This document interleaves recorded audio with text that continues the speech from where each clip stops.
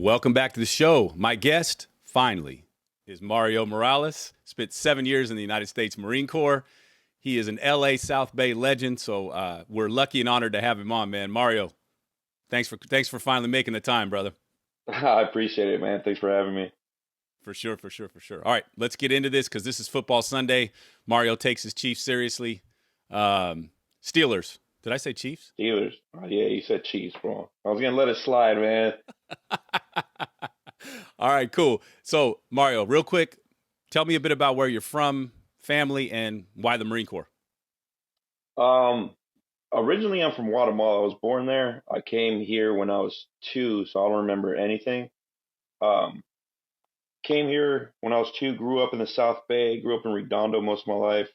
Went to Maricosta High School in Manhattan Beach, so go Mustangs. Um, Overall, man, I don't know. My life was pretty good growing up. No real issues. Just I was never good with school, and a recruiter just came, and the first one talked me into it, and I joined the Marine Corps. I didn't join right off the bat, so I did like a semester or like half a semester at a community college, and then I really knew school wasn't for me. So I made the phone call, got the recruiter, and then signed up. Next thing I know, I was in boot camp January 2005. All right, Graduated in '04. what'd your mom, family, siblings, what do they think about that decision? One of my cousins was in the Marine Corps. He was infantry as well. He was a big supporter, obviously, but at the time it was time of war, so my mom was extremely scared. And I was kind of looking for my independence because even to this day, my mom treats me like I'm like 5 years old. And now that I have a daughter, I understand it. Like you don't want to see your kids actually grow up. You know what I mean?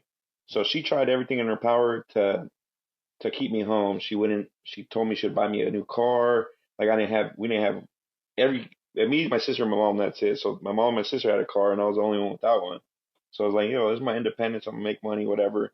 It turned into a big argument between me and her, and ultimately I won the decision. It was my decision regardless. So she tried her best to keep me home. It just didn't work out. Totally understandable, man. From her perspective, totally understandable. Uh, but yeah, man.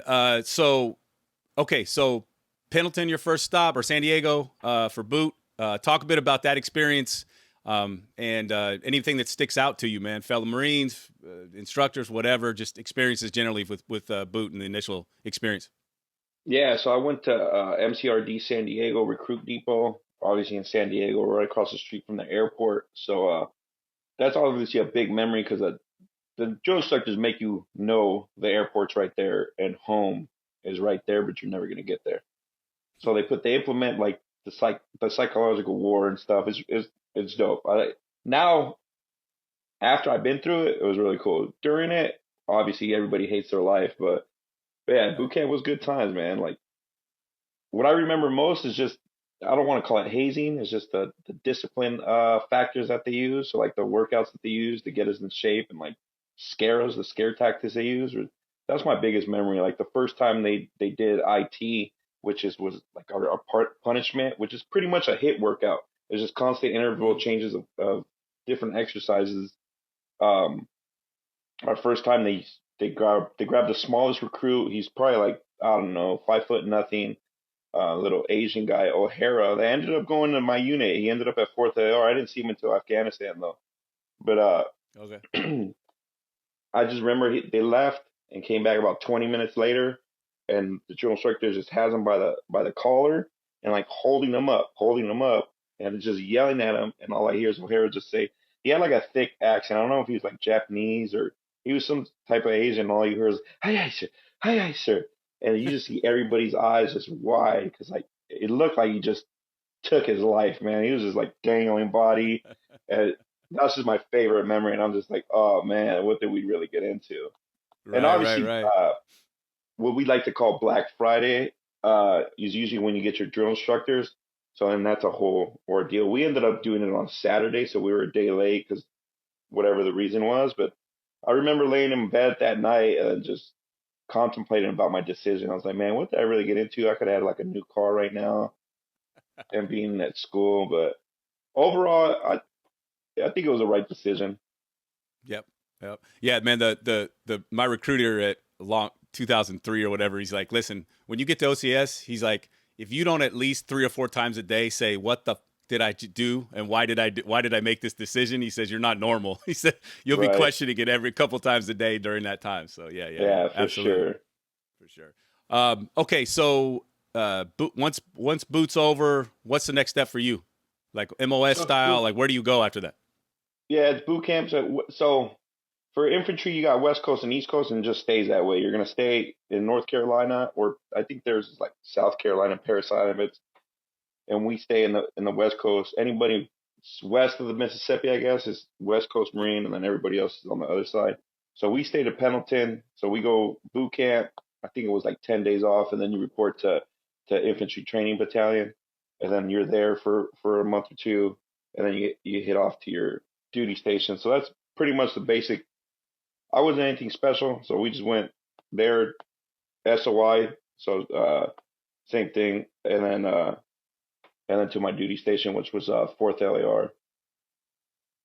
Okay, where and now this is right in the thick of Iraq slash Afghanistan, obviously. So, Correct. like, what are your instructors telling you? Where do you what's your first? Do you deploy pretty quickly? What's I going on at that actually time? I actually did deploy real quick. So I got to my duty station. As soon as I got there, I think like a month or two later, they're like, "Oh, we're gonna start workups," and I didn't know what that was. Or just like, "Oh, we're gonna start workups." I was like, "Okay, what's that mean?" They're like, "Oh, dude, we're deploying." I was like, I was scared, bro. I think I was like 19 at this point. I was just terrified. I was like, damn, already? But I should have known, obviously. It's 2004. Like, we're rotating all the time. So I was like, all right, whatever, let's do it. And then I found out where the first deployment was going to be, and it was going to be Djibouti, Africa. They call it the Horn of Africa because if you look at the map, it looks like a small little horn. It's up top right corner if you're looking at the map. Really small country, and it's surrounded like Somalia is right next door, and it's just like a quick flight over to Iraq. So our whole thing was just base security there, and if anything major were to happen, they would just ship us over to Iraq. So we had our battalion out there right off the bat, and it was just crazy. It was probably the easiest deployment, but for me going into it, like I was scared. I didn't know what to get into. You know what I mean?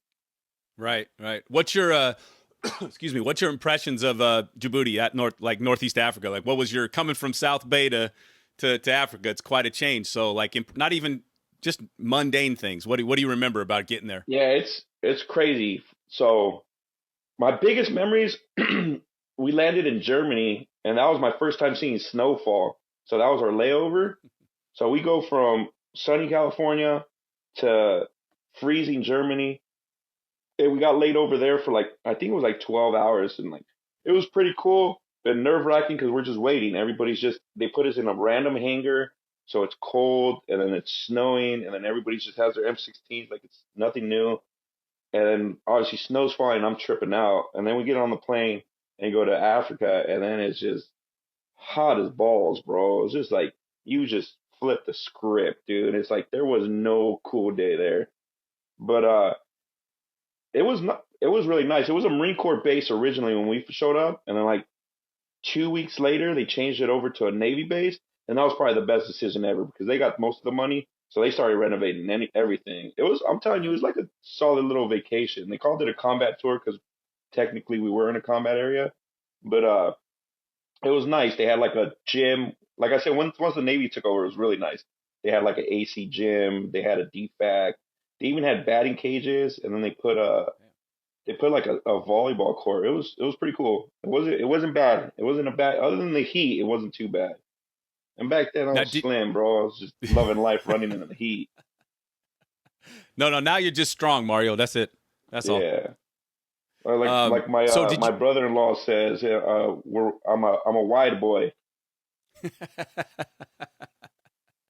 What did you? You were at high school. You were a linebacker or line or what? Nah, I was skinny in high school, so I was actually a corner, a wide receiver in a corner. I was pushing maybe like 175 on a good day. Like Okay. when I Okay. got out Okay. of boot camp, I was like 155, dude, like nothing but skin and bones, bro. I'm tiny, bro. Right now I'm like 250, bro. So imagine 100 pounds less on somebody. New person, man. Yeah, but that's when you're young. You got metabolism like that, man. Yeah, right. Uh, okay, so did you get a chance to get like what's the you were just doing base security in Djibouti? What is did you get outside the base at all? Did you guys get a chance to experience any of the local culture at all, or were you pretty much on that base? Well, we did a lot of convoys around just to, I guess, just to have the area secure. So we did drive around. It was just it was just a poor country, bro. Like, so we had like some of the Djibouti people or Djiboutians, I'm not sure how the term is, like work on base.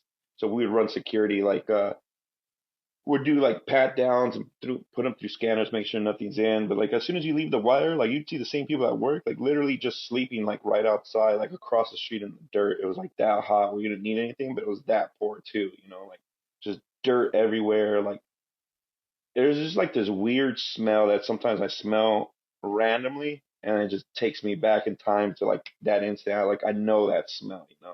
I don't even know how to Yep. explain it because there's like burn pits, but I don't even want to say it was like that. I think the burn pit might have smelled better. Like it was pretty bad all the time, bro. Well, But yeah. it Anybody was crazy. So like when you drive out, that's the first time I seen what's that monkey from Lion King? Uh baboons? yeah, the baboons. It was the first time I ever seen that in real life, man. I laughed. I laughed when I saw it because like your recruiter always says like, "Oh, you travel, see the world." Yeah, I've seen the shitty parts of the world, but that was actually one cool experience. Right, right, right, right. No, it's that smell. Like if you've been in a developing world, third world, anywhere, you smell it's like sewage mixed with trash, and Yeah, it's weird. It's such a weird smell. Like I don't. That you're right. If you've been like the third world countries, you probably understand what the smell is. yep, yep, yep. No doubt, man. Well, cool. So, okay, so how long does that dip last? Like, how long are you there for? So that lasts for 7 months, and it's funny because we would come back. We came home September of '06, I believe. September of 2006 when we came back home, and that's when like Green Day was pretty big, and like they had that song "Wake Me Up When September Ends." So that was kind of like our anthem right there. Was like "Wake Me Up When September Ends." That's when we're gonna come back home. Right. So yeah, it was Right. 7 months out there, and then we came back home, and it was good times with big weather change once you get home. Hell yeah. And it does make you, whenever you are overseas anywhere, and I spent a lot of time overseas, you come home, you get off the plane at LAX or wherever, and you feel that breeze on you. Yeah, You're kind of like, okay, that does feel good. yeah. That California weather's it's home, man. Like it's crazy. I don't know. Like we got lucky with where at least where I grew up in South Bay is just amazing, bro. Yep. There's no place Yeah, no like doubt home, about that's it. for sure. No doubt about it, man. Okay, so you get home, you get a little time, obviously with your family and friends and blah, blah, blah. And then what's next? So we didn't have anything set up afterwards. Like we got home, did our thing, and then it just turned into day-to-day operations. And we're just training all the time, but there was no real deployment set up. One of my buddies jumped to a different duty station I think he went with engineers just to deploy to Iraq, and he told me they were looking for guys. So I was like, "Yo, let me go." And this was like around like 2008 ish. So I was trying to push my paperwork to go over with him just to deploy to Iraq. Because at that around that time they said like the deployments to Iraq were like becoming few and far in between. So I was trying to get on another one, and he was going to do a year. So I talked to my command. They didn't let me go.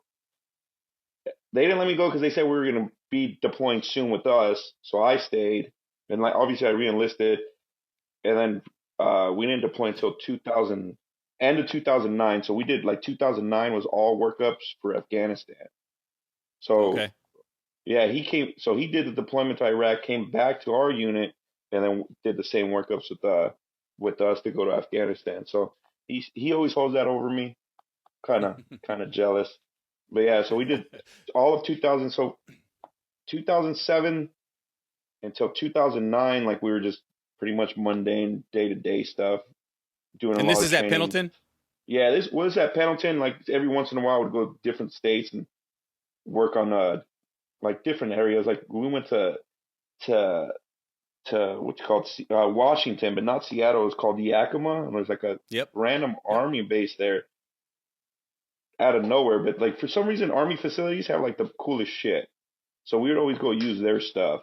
and all like it's the best thing ever. Like on the range, they have like people to clean up for them. Like we go to the range, you have to pick up all your brass, every trash. Like there's like a working party. Everybody's online going up and down cleaning everything up. At an army range, you shoot your rounds. Like we started cleaning up. They're like, no, what are you doing? I was like, don't you guys clean up after that? Nah, bro, just leave everything. We got people to come. I was like, who has people? And that's when we Big really army, realized, bro. like, yeah, that's when we really realized Big Brother has more money. You know what I mean? No No, but doubt. yeah. So then, All the other yeah, branches do, bro. everybody else has so much money, bro, except for us. But it's all right. We do the fun stuff. Yep. Yep. So Yep. so Yep. yeah, Yep. we did workups, or we didn't normal training up until 2009. 2009 we started doing workups all the way until we left October. Yeah, we left October, late October. I remember this because we landed in Kyrgyzstan October 31st because we all wanted to land October 31st because that meant we get back paid tax-free money from the 1st to the 31st. So that was our biggest thing. We landed there, and I think there was like a week that you stay there just to like, I guess, acclimate or whatever. Hmm. And then we took our first flight to Afghanistan, which was which was my most memorable flight almost ever because that really changed my view in flying. I hate flying now. Like it's the worst. So we jump on, I don't know what it was, a C-130, whatever it was. It was big, massive airplane. We start flying to Afghanistan. Everybody's obviously just asleep. It's just a bunch of Marines just in there, row by row, in the middle, just like a columns of like, it felt like it was like 30 people, but it's probably like 10 or whatever, and then all along the sides. And we're just asleep. And then next thing you know, the aircraft is just making like crazy maneuvers, bro. And it's a big plane. I'm just like, what are we doing, bro? Like my butthole puckered up for sure, dude. Like that's a good way to wake up. And you see like the shaft go off and everything, and then like the plane calms down. And then over the PA, all you hear is the pilot say, "Oh, like, oh, don't worry, like everything's okay. Like we were just locked on by anti-air missile. Like we'll be landing in 5 minutes." And I was like, "That's your welcome to Afghanistan, bro." It's like homeboys just. I was like, "All right, man, we're in the shit." But you backtrack going into Afghanistan. I was excited. So like my first deployment, I was so scared going into Afghanistan. I was super excited. Like they said a couple guys weren't going to make the cut, bro. I did everything in my power just to make that deployment. Not a lot of people know that. Like I really wanted to go, and it was. I'm glad I went. It wasn't 100% the results we wanted, but it was good times. It was with great people, obviously. But yeah, so that's Yeah. our first introduction to Afghanistan. It's just getting anti-air missile locked onto our plane. Talk about hey, right from the jump, you know what the deal is, Yeah, right? they didn't wait at all for us. Where did you land in Afghanistan, and what was your area of operations? Like, what did you do when you land? So Impressions, and where do you go? so we landed in Camp Leatherneck. So it was Camp Leatherneck, Camp Bastion. It was the same thing, just Camp Bastion was the British side and Leatherneck was our side.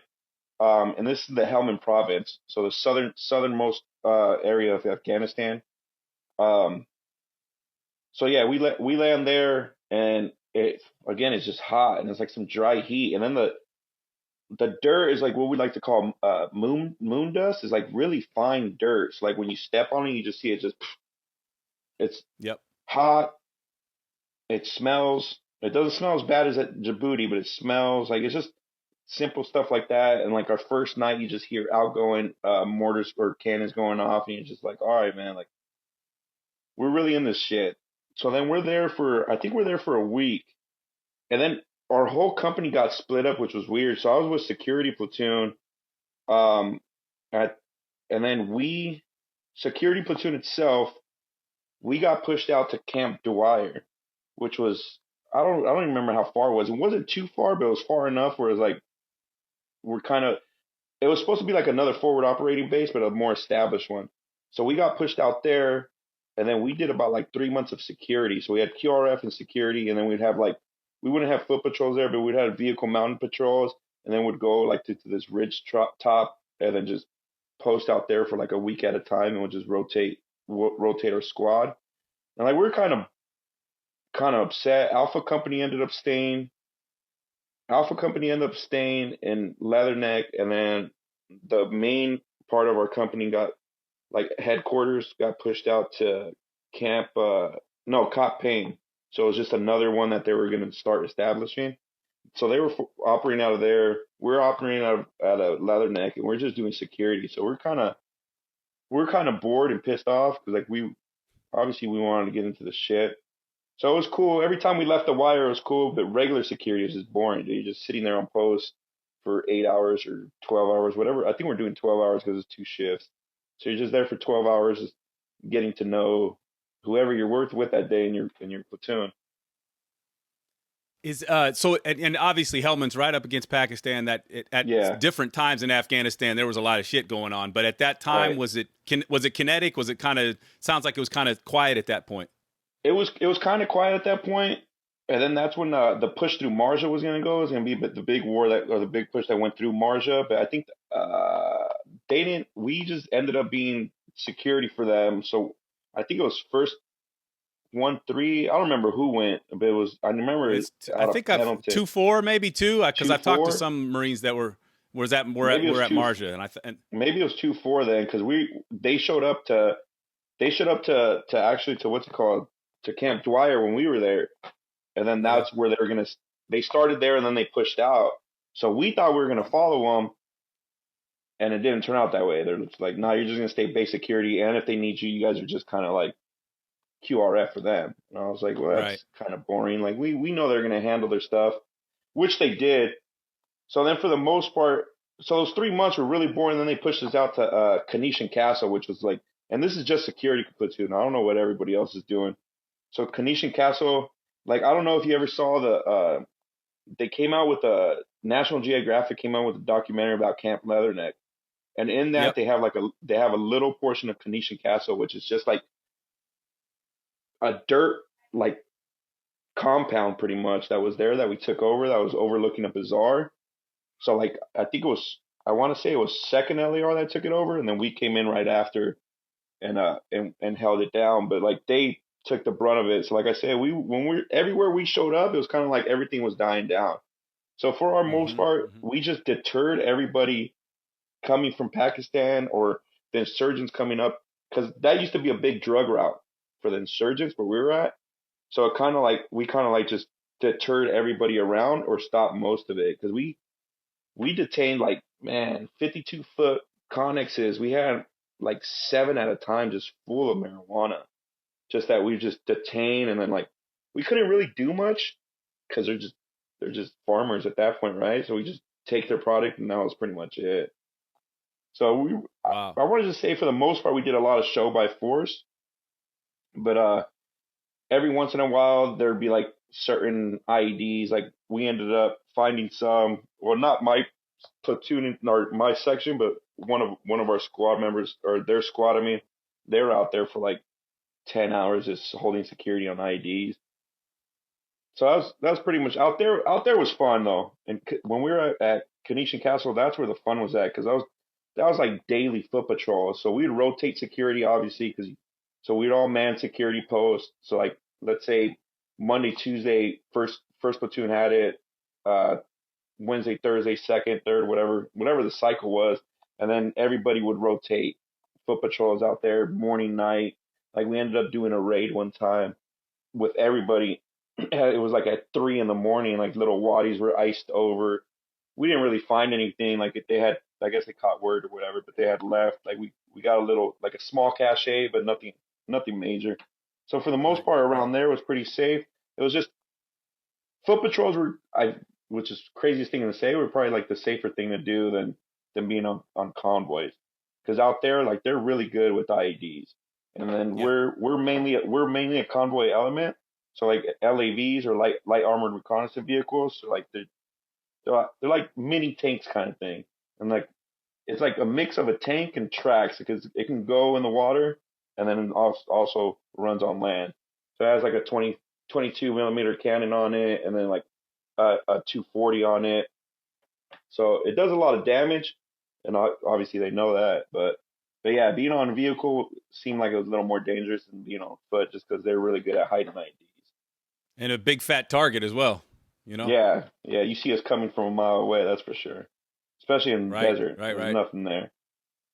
Nothing there, right?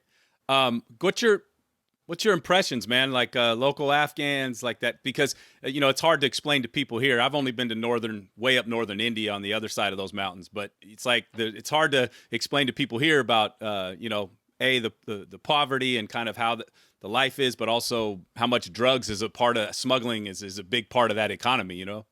Yeah, drugs is huge, huge. So like, I'm saying we had like 7 52-footers of just marijuana, but then the poppy fields were just insane, just everywhere. And I'm 5'11", and I'm talking about like they're coming up to my nipple and poppy fields, and like it's just like a little ball. I'm sure you can Google it, and like you just see like Yep. it looked like Wolverine lived out there because you just see like three little marks on it, and that's what they would do to like I guess get the milk out or whatever the it is out of there, and like it's a beautiful flower. It's like nice and pink. It's like really nice if you look at it. It'd be like a nice flower to have, but yeah, they just get whatever they needed for the opium to get the opium out, and then but that was their biggest thing because the insurgents or ISIS or whoever would pay the farmers. I'm sure a lot of money or whatever a lot of money is to them just for the drugs because that's what they're funded off of. So yeah, they Yeah. would farm, but like their farmland is desert. It's kind of hard, And but we never saw anybody do it, which blew my mind. Like we'd walk through a poppy field one day and they're just fine, and then the next day they've been harvested, but we would never see them. Like I just never understood it. Like we would see children running all around. Like I want to say like maybe 11 or 12 would probably be like the oldest we would see, but the kids would be running around everywhere. We'd never see really women. Women would, and every single one was always covered up. But they were all older too. The ones that the women that we would see, they'd be like a little bit older. I saw like one, I don't know if she was like in her teens or early 20s, and like you just see them peek out 'cause on a foot patrol. Like I just saw one time just peeked out, and she had like beautiful green eyes, bro. It's crazy because they have like beautiful eyes out there, dog. Yep. Like Yep. it's nuts. I just saw, and like you could tell like they're young, like you don't see the wrinkles or anything. I was like, oh shit. And then they're like, what? I was like, it's like, how do you explain this? It kind of like you saw a ghost. Like, you can't really explain it. It's like, oh, I saw somebody. And they're like, well, what they look like? I was like, I don't know. They had green eyes. That's all you can really see. But Yep. yeah, it was weird. Yep. Like, the men would walk around, but it was mainly kids, like young adults and then young males and then kids that would be running the streets. Like, the older males, like, they would only come out, like, if we were coming through their town or whatever. But it was always a ghost town. It just tripped me out. Did you guys do any interactions with like tribal leaders or like town leaders or anything like that? And then what about food and stuff? Did you try the bread over there? Like what about that type of thing? Yeah, I did. Well, we did interact with tribal leaders, not as much because like where we were at, it was probably like two little cities, and that was it. And then it's just like vast nothing. So we would go and Okay. talk to them, see what they need, what we could help them with. They could help us with like any information or anything. But it always came out with the same thing, like, oh, we just need money.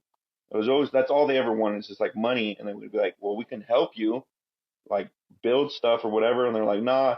They would either say you build it or give us money, and that was it. There was never like really that much help coming in like with them. Like it was more just us giving them stuff, and then they thought like their information was like everything. But Right. but yeah, so we overlooked a bazaar that was half full all the time, and I tried their bread. It's actually really good. I don't want to know how they made it, bro, because everything out there is dirty, dude. I just know it was delicious. I was with one of the Afghan our interpreters, and then we bought the bread, which was pennies. I forgot what it was worth, dude. It was nothing. I think I gave him $1, and that was excessive for it. So we got like a bunch of bread, and then like we would trade stuff for like chickens. At one point, we had a chicken as a pet, but it got too cold in the morning there that it froze over, and then we didn't end up eating it because it was frozen. So we ended up getting another one, and we ate that one. That one was no longer a pet. They're like, we're not good farmers, is what we realized. And but yeah, it was the bread was really good, dude. Now that you bring it up, bro, the bread was actually really good, bro. Like I said, I don't know, I don't want to know how they made it because didn't see anything sanitary out there, but it was hopefully they burned off everything. I'll let you know this once I'm still alive, bro, and I'm still kicking, so it wasn't that bad. Yeah, it didn't kill you. No, I just Yeah, you hear it's funny because you hear guys that have cycled through there. I mean, I've had a lot of Afghan cuisine, but out there where you guys were, but I always hear about the bread. That's why I ask, because it's just funny because yeah, people that's I've funny, talked to dudes, dude. they always mention that, man. Yeah, that's funny. I never mentioned that in stories until you brought it up. But the bread's actually really good. You had a good Yeah, point that's there. what it was. Um, so okay, so how long are you here total? You said the what'd you call it, castle or something like that? I mean that kind of fort Phoenician that you were Castle. at. That yeah. How long were you? How long Yes. is this whole? So I was there. Shoot, I think I was there another 3 months, and then I left security platoon and went back to they because I ended up fracturing my ankle. And well, I didn't know that. I thought I just twisted it, but I ended up fracturing my ankle, and then I got sent back to Cop Pain, which is like where the headquarters was at. And I finished off the last part of the month there, and then at this point we're just doing turnovers. At this point when I left, so I didn't miss anything.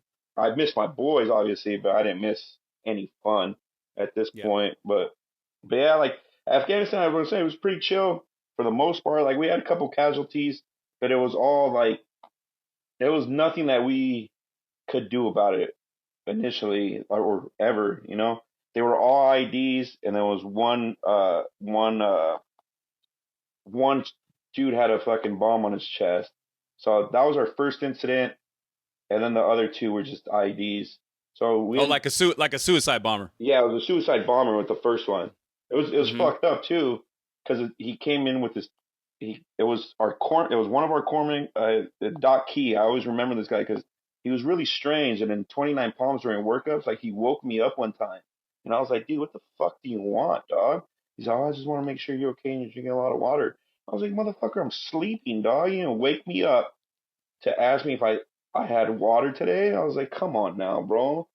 But ever since then, I always had love for him. I was like, all right, man, you're always looking out for me. But yeah, it was Doc Key. It was him and then two other. It was Olsen and Olsen. Damn, I don't remember because they were Charlie Company, so we didn't really kick it with them that much. And so the story goes that the suicide bomber came with this child in hand asking for help, and it was them three on the post that they had, and then he just detonated himself. And that was our first casualty. And then that started a lot of anger because it's just like, man, it's like these guys are a bunch of pussies for how much war that they do. You know what I mean? But I guess that's their like cheap way of fucking trying to win, bro. Well, But yeah, what's that old saying goes? You're not gonna beat the U.S. military head on, tit for tat that way. You have to do it other ways. yeah, And so, absolutely. but that kid thing, that I've heard a lot of soldiers, Marines, air, whatever, mention the use of children and that type of thing, and it's hard for us to even wrap our heads around that. Yeah, because like obviously we have our rules of engagement, so we're just like, okay, like it's a kid. Like, what are they gonna Yep. do? But Yep. but they have no rules. They have no morals at some points. You know what I mean? Like they believe in what they believe in, and it just doesn't align with us, and they're willing to do whatever they have to do for their beliefs. And sometimes their beliefs gets a little skewed, and it's kind of fucked up. Yeah, especially when it comes to kids, man. I know a lot of guys had a just tough time dealing with that aspect of it more than anything else. Even it's just the kids. Yeah. So, um, okay, so you're once you fracture your ankle, you're back at the cop, and then you're out of Afghanistan, back home at that point, or what? Yeah, so I didn't even know it was fractured. Like I just thought it was sprained. I didn't know until I got back home, but so yeah, so we're doing our that last month we're just doing the switch over or whatever we gotta do to like just inform the Marines coming in like how we were operating and like hand over pretty much our gear, not our gear, but like the essential stuff, the LAVs, the stuff we're not taking home. Um, and at that point we catch our first flight to Germ. No, we go back to Kyrgyzstan. Hmm. We go back to Kyrgyzstan for like a week, and that's like when you like debrief or whatever. And then they have a bar there, so like the Air Force base with the bar, so it's really nice. It's a little cooler at this point, and like it's you get 2 tickets, so you the most you can drink is 2 beers, but that flies out the window when you got a bunch of Marines that haven't drank in forever. So you go to the bar and then finagle your way into getting unlimited drinks. So everybody's just hammered for like a week straight, and then we fly to Germany, and then once you're in Germany, we kind of landed. I don't know what airport it was, but it was a civilian airport, and like they put us in the airport where there was a bar, but like they kind of like sectioned us off, so we saw people walking, but they couldn't get to our area.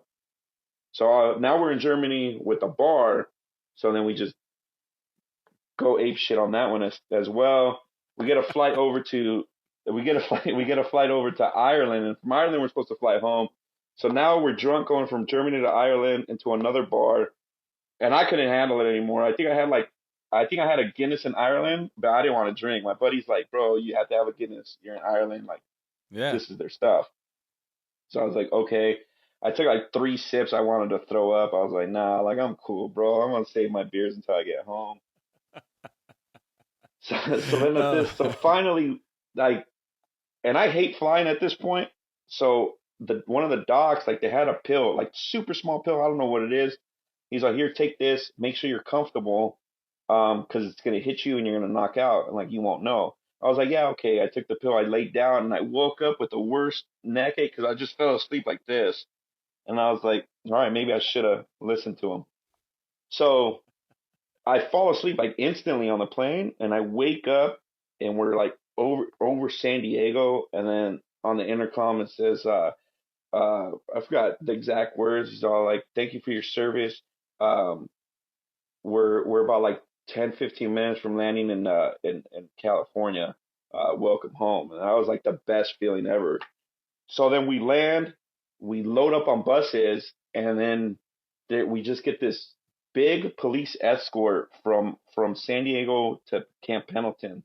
So we landed like I want to say it was Coronado where we landed at, and then we got this big police escort, and I was tripping out, but like, so our sergeant major in Afghanistan, Sergeant Major Cottle, he was another KIA, him and Lance Corporal Centani.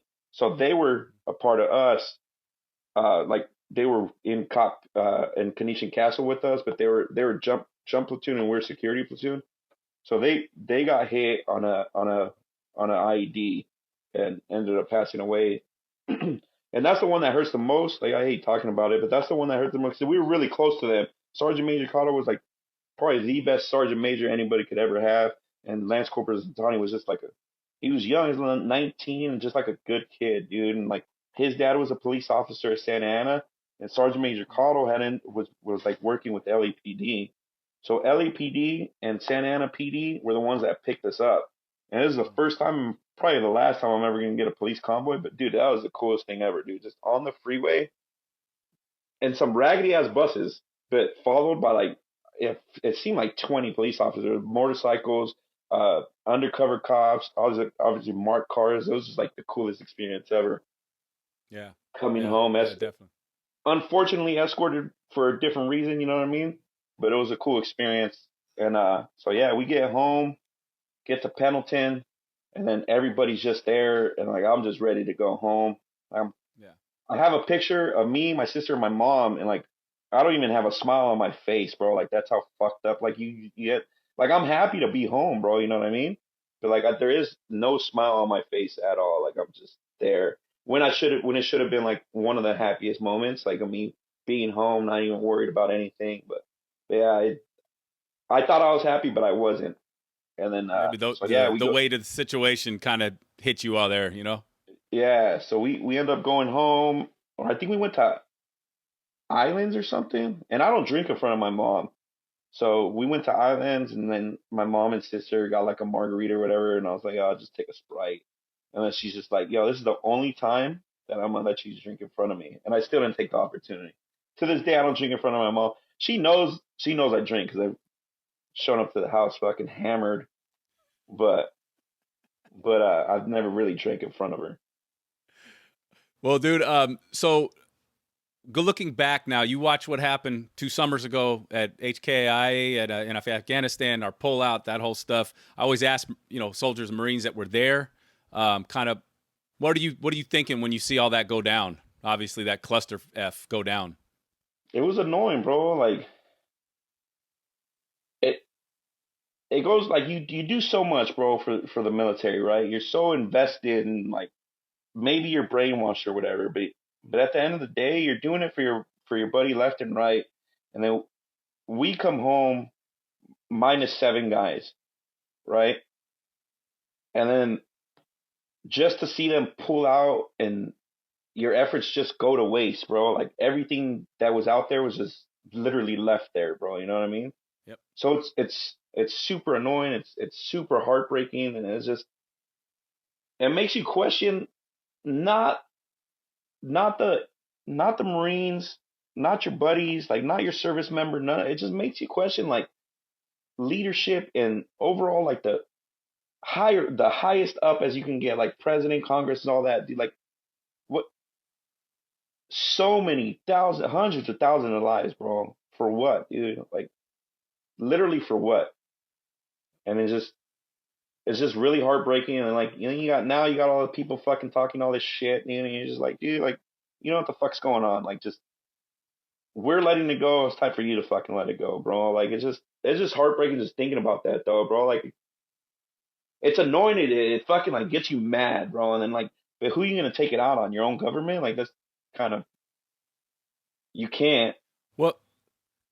Well, and I hopefully, how I took, obviously there's what, 12 Marines and an Army guy that lost their lives, and 4 or 5 of those were California Marines, and Yeah. yeah, it pissed me off, and I'm a civilian, but I hope people that have your experience, GWAT vets, like that type of thing, for me, it's just to get involved, like get more involved. That's the only positive thing that can come out of that, to make sure that you voices like yours that have that experience are in the room next time. Not necessarily you, but people, if you don't want to, but people that are, because you're involved, Ruck For Vets, all that other stuff, your own way. But on the political process, I hope a lot of GWAT veterans get involved, man, because the voices are needed if we're gonna, go to war again, which at some point we will. Yeah, absolutely. Well, it's just that's how it goes. You have to go to war, but Yeah. hopefully it's for the right reasons, man. You know what I mean? Like they sold me on a great idea, and hopefully that was the truth, bro. Hopefully I was going to war for the right reasons, dude. ISIS and all that. And in my heart, everything I did was for the better of this country. You know what I mean? Like I put myself out there because that's what I wanted to do, and like I wanted to be a part of it, not just go to war and just say like, oh, I went to war, now I got fucking cool war stories. 'Cause I don't even think I got cool war stories. Like I hear my buddies like they got some cool war stories, but it's just like I, I don't know, man. I just in my heart, I know I went for the right reasons. I know not most, all of my buddies went for the right reasons. I don't know anybody that went to war and had the wrong intention in them, you know? Like I never went out there saying like, oh yeah, I'm a fucking kill on sight. Nah, bro. Like I went with rules and regulation and what I'm gonna do before I open fire on somebody. You know what I mean? Mm-hmm. Like Mm-hmm. at the end of the day, it's my life before yours. But you put my life in danger, I'm gonna have to take yours, right? And that's the mentality I went with. It's like it's me over you. But if you're not gonna do anything, I'm not gonna do anything. We're just trying to figure this out. I'm doing whatever they tell me to do, and hopefully they live with a good conscience because I know I got a clear conscience of everything I did. Yep. Yep. Well said, man. Well said. Okay, so what year you do you separate pretty shortly after coming home from Afghanistan? Like what was Yeah, pretty much. I think we came home 2011 and then 2012 I got out. So I and was a career, like, did you know once you came home that you were done, like pretty much done yeah after that hitch? yeah I kind of figured because out there so we're in a war zone, dude, and I had a master guns come up to me. I had a foot patrol to go up, and I'm in the middle of nowhere, bro. And my compound is a dirt palace, bro, a dirt castle, a dirt whatever you want to call it. It's dirt, dude. Like I don't have a 5-star hotel, dude. I'm living on a cot with a sleeping bag, like. So I didn't have my boots blouse, my boots blouse, and a gunny came up to me, like, or a master guns came up to me and said, "What the fuck, Marine? Are you going out on foot patrol?" I was like, "Yeah, gunny, I am." He's all, "Right now?" I was like, "Or master guns?" I was like, "No." He's all, "In blouse your fucking boots." I was like, "What the fuck, dude?" Like I thought he was fucking with me. He's like, "No, I'm serious." I was like, all right, man, whatever, dude. So I lost my boots. I was like, that's fucking. I mean, I'm not supposed to look good in a time of war, bro. Like, you think the? I was like, hold on, dog, stop shooting. My boots are untied or my boots are glossed. Or like, I missed a button, dude. Like, what the fuck? Let me change my socks. Like, what kind of shit is that, dude? So once I got home, I really saw it. That's when I really saw the change in the Marine Corps, where in my eyes it got soft. Like a lot of people were complaining. A lot of complaints were getting like, I don't know, bro. Maybe I'm more old school. I'm 37, so I'm not that. I don't feel that old. I'm not that old, so I don't know what it's like. Like back then, it was rough, and I thought I had it rough. And then when I saw this, like I just felt like people were just getting way too soft. And then that's when it turned into like, I need to get out. Like I don't have that attitude where I can deal with soft people. So like I'll get mad way too easy, and especially now I'm a little better, but my temper is still like on a short fuse, all because of everything, right?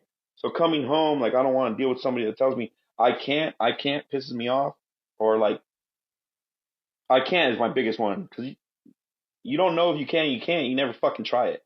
So that's my big. Don't say I can't, just try it, and if not, then ask for help. But that's my biggest one. So there was a lot of I can'ts, and then just a lot of the Marine Corps got into a lot of rules. Like a lot tattoos were an issue. Like just everything was an issue, and it was too much. Like we had a lot of rules as it was, but now you're implementing like some stupid rules, and it's just like, So nah, I'm cool. And then that's as just soon as rules for the sake of it, not yeah, it's for just any rules. It higher was it was purpose. rules to make other people happy. Yeah. Kind of like the rules now in California. You're just making a bunch of stupid shit, stupid laws just to make other people happy, and it's just pissing off what I like to call normal people. That's right. That's right. Yep. So once that started happening, that's when I was like, I know it's my time to get out. Yep. Yep. So you get out 2012, you said that time frame? Yeah. Okay. And then once you're in civilian life, that's fast forward. What do you? How do you adjust after separation? How's that process happen? Do you go right in? Do you feel? Is it a pretty easy adjustment, or do you had some difficulty? What did you do? It wasn't easy at all. I thought it was gonna be easy. I I took a year off. I was living with an ex girlfriend at the time. I took a year off. Like I didn't do shit. I took a year off, and I was like, I was on like unemployment. I think for the whole year. I maxed that out for like the whole year. I didn't have any bills. I didn't have nothing. Um, so I maxed that out, and I was just always home. Or like when I'd go back to home to my mom's, I just go straight to my room. So I didn't do shit that year. The following year, I tried to go to school because the GI Bill. So I was like, oh fuck it, I need money. So GI Bill's gonna pay for everything else. So I started school, and then I just go to school, sit in the back, and then just be mad all the time, and then come home and then go straight to my room and shut the door. Like I lived in darkness for a long time, bro. Like a long time until fuck, that's 13, 14, 15, until maybe like end of 15 to 16 is when I met that's when I met Matt Patch, the founder of Ruck For Vets. And Yep. and the reason I met Operational him, athlete. yeah, operational athlete. Uh the reason I met him, I was at this we go to this local bar, same bar. The bartender that was working there at the time said, "Hey, you should do this ruck on the Veterans Day or and I'm pretty sure it was Veterans Day. So you should do this ruck on Veterans Day." And I was like, "Nah, I'm straight. Like I'm really out of shape at this point." And I was like, "Nah, like I'm not. I can't ruck. Like I haven't rucked in ages. You know. It's like just do it. Like it's for everybody. The community's involved.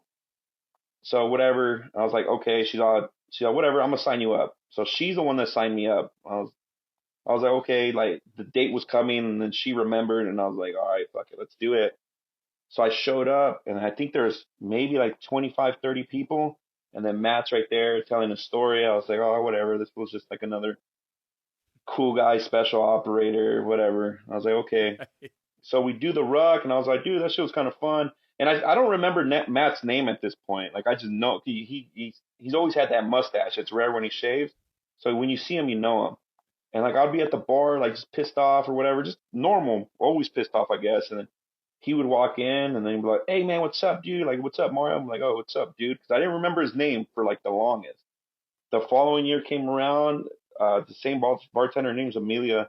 She did the same thing. She's, I'm signing you up, whatever. We went and got like a little bit bigger, not much bigger. I was like, cool, whatever. And then he would just keep going to the fucking bar every time I was there, and he would always like, he just annoyed me, bro. I was just like, hey, what's up, da da da. I was like, whatever, dog. Like, just sit over there, let me sit over here. And then fucking one day we just started talking, and then he started talking about his PTSD, and then like he got kind of vulnerable about it, and I was like, what the fuck? And then like I started talking to him, and he's like, hey man, like whenever you want to talk about it, just let me know. And then after that, we just became best buds. Like that's my dude. Like he'll call me like at 3 in the morning sometimes, and he'll be like, dude, I just need somebody to talk. And he knows I wake up at 4 to go to work. He'd be like, yo man, like I know fucking it's too early and like you had an hour to sleep, but I just need to talk. And I'll always answer the phone. One time he was in Vegas and like something happened. He was just upset, nothing crazy. And then he just called me, and the first thing he says is like, "You know how I know you're my boy?" And I'm like asleep still. I was like, "I'm the only one who picked up, huh?" He's all, "That's right." I was like, "What's up, dude?" And then he just told me his night, and I was like, luckily it was like a Saturday or some shit, so I didn't really care.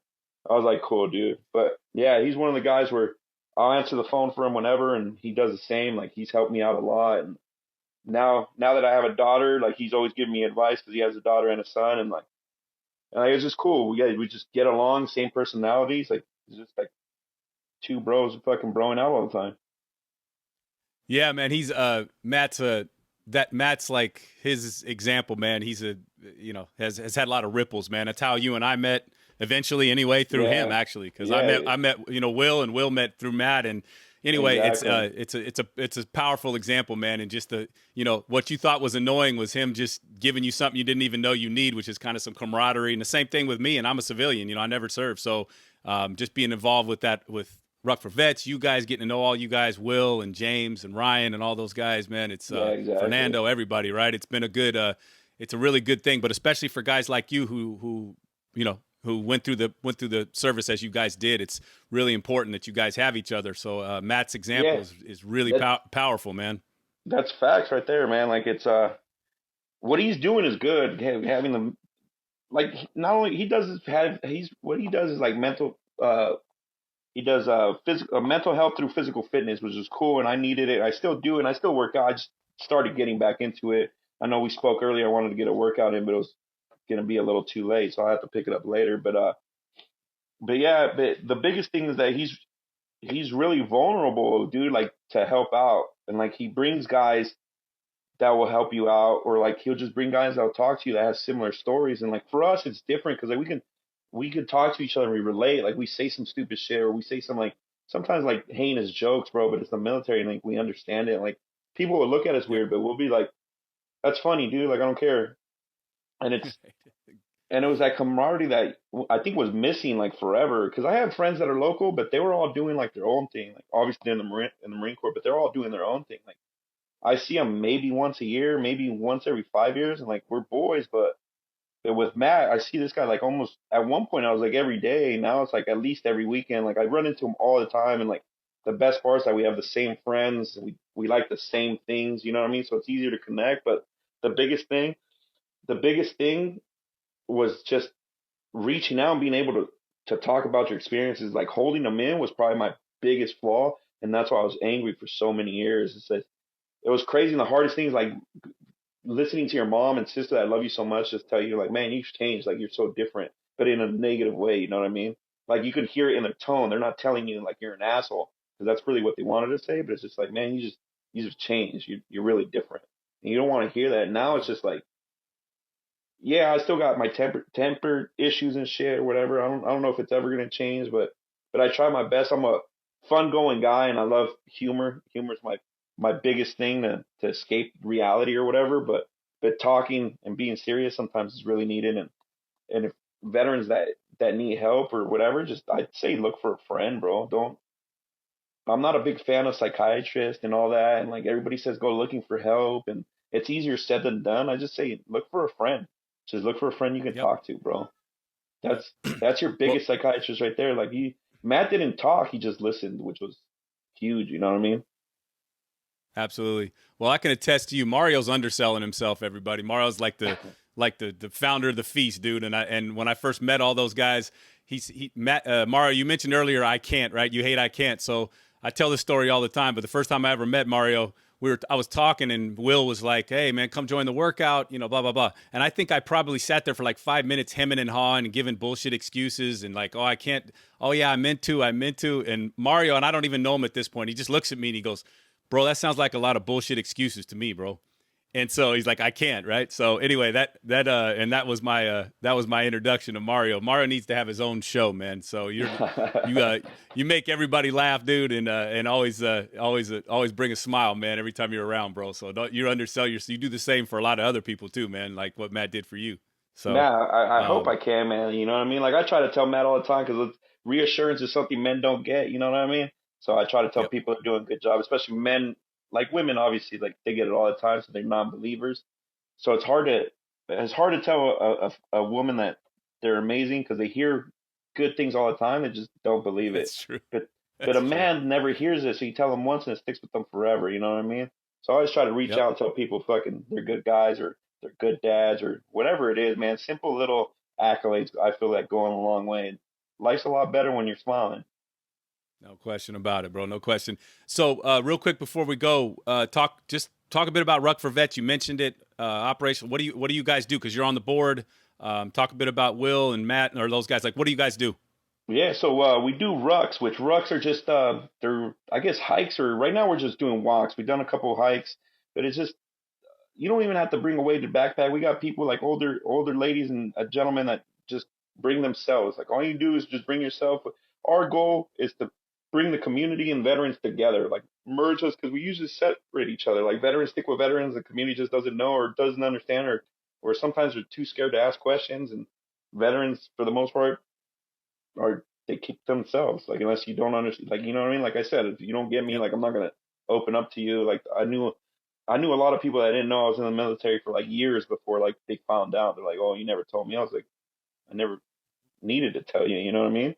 But this is for us. Just it's one, it's a good workout.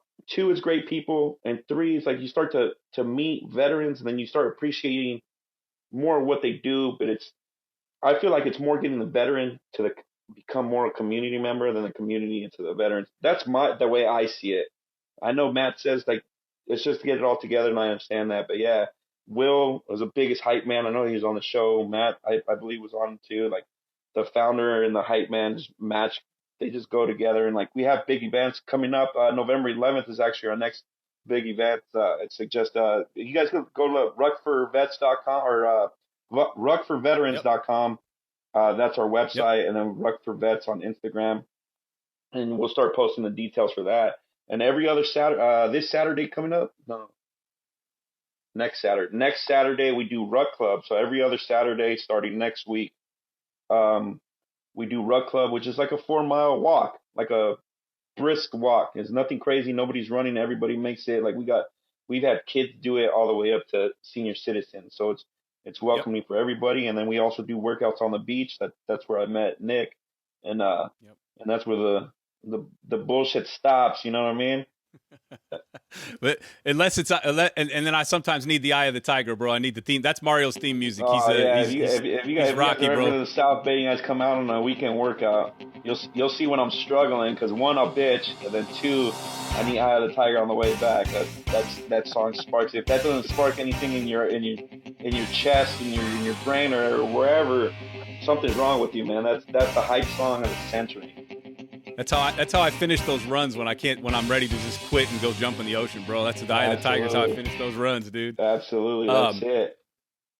Yeah, no, and I can attest to it, man. Like I said, I'm in this community as well, and that's how I met Mario and all those guys, Matt and Will and Ryan and James and everybody, right? So, but the thing is it's like and those rucks go at VW post 2828, and it's right on Catalina there, I think, and everybody gets involved. And like you said, it helps. And there's a lot of civilians on the civilian side, speaking as someone who didn't serve, there's a lot of civilians that want to help. They want to show appreciation.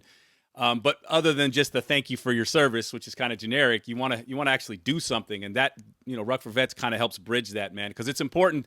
Civilians want to welcome veterans back, but sometimes just don't know how to approach You know what I mean? Because it is a tight-knit circle, and we can't understand what y'all went through. So it is that organization that Matt started is important, man, because there's a lot of vets. My wife, too, she just never knew how to get involved, you know? So same thing, man. So it's really important, man. So, and I've seen it kind of reinvigorated.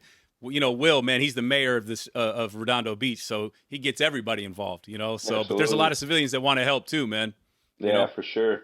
Yeah, we've seen it, and it's growing. It's growing in popularity. Every event's getting bigger and bigger. And like I said, we're going to try to start promoting our event right now, and hopefully get more than last time. I think last time we had like 300 people. So if we could top that, even better.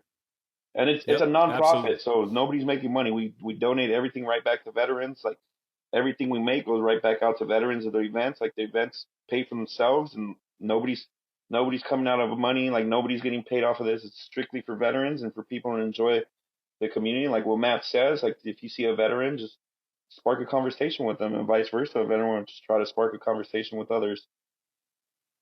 Yep, 100%. All right, and finally, Mario, looking back on your career, man, you know, in the military, what sticks out to you? What are you most proud of, man? Like when you think back on that time, man. Man, just the people I met made me proud, bro. Just a bunch of good guys, bro. And I miss a lot of them, bro. You know what I mean? And damn, it got me emotional at the end, huh? What is that? No, I said you got me emotional at the end. Oh, no worries, man. No, man, I miss a bunch of the guys, and it was good times, bro. It was a bunch of laughs and great people, dude. And, all my injuries and everything I've gone through in life, like I wouldn't change it for the world. I'd do it all over again, and even if I knew the results were going to be the same way, you know what I mean? Yep. Well, and also you guys all got together for something. What's that Reagan used to say? You know, a lot of people wonder at the end of life if what they did was worth it, and Marines don't have to wonder that, man. So, right.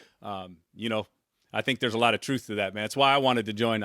Same thing, man. I wanted to be a part of something bigger than myself and serve with other people that also felt that way. That they weren't just about, you know, sitting at home drinking and doing nothing. They wanted to be a part of something bigger. So and I think there's a lot of truth in that, man. Absolutely.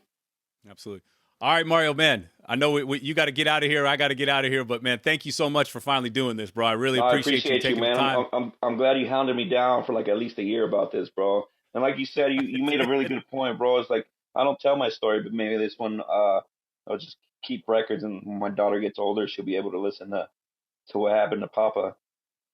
That's right. And if nothing else, and also she'll get a chance to see you when she's older. She'll get a chance to see you when you're still young and handsome and no gray, bro.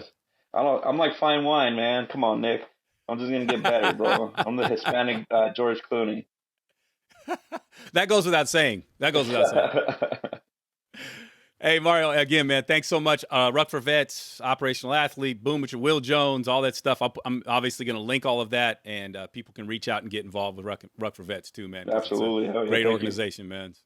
Yep. Appreciate you. All right, Nick. Mario. All the best, brother. All right, brother. See you soon. See you soon, man.